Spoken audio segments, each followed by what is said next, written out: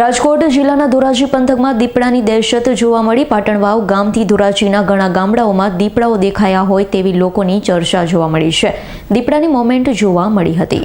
રાજકોટ જિલ્લાના ધોરાજી પંથકના ગામડાઓ તથા પાટણવાવ સહિતના ગ્રામ્ય વિસ્તારમાં દીપડો દેખાયો હોય તેવી લોકોમાં ચર્ચા થઈ રહી છે।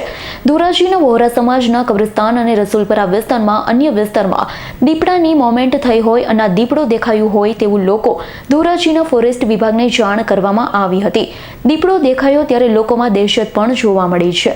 ફોરેસ્ટ વિભાગ ટીમ દ્વારા તાત્કાલિક દીપડાની જ્યાં મોમેન્ટ હોય તેવો વિસ્તાર એટલે ધોરાજીના રસુલપરા વિસ્તાર અને વોહરાના કબ્રસ્તાન નજીક ફોરેસ્ટ વિભાગ દ્વારા દીપડાને પાંજરા પૂરવા માટે પાંજરું મૂકવામાં આવ્યો છે।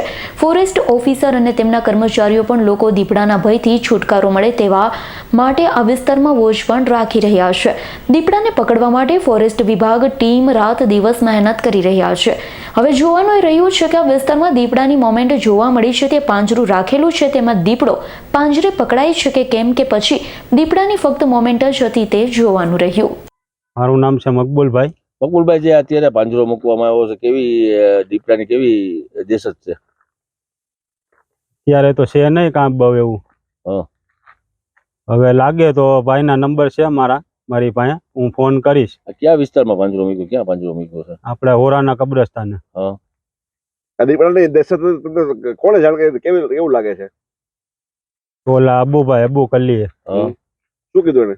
એ ઓલા રસુલપુરા હોય બે જાણા જોયું હતું, ત્યાં પાયરી ઉપર અહીંયા બેઠો હતો રાતે ને કૂતરા બી ભણતા હતા। એ જોયું ને તાત્કાલિક અબુ કલ્લી મેં ફોન કર્યું ને એ ભાઈ આ ભાઈએ ફોન કર્યું ફોરેસ્ટ ખાતા વાળાએ સાહેબે। એ આવી અને કાલે આવીને ડાયરેક્ટ પાંજરો મૂકી ગયા અહીંયા વ્યવસ્થિત રાખીને।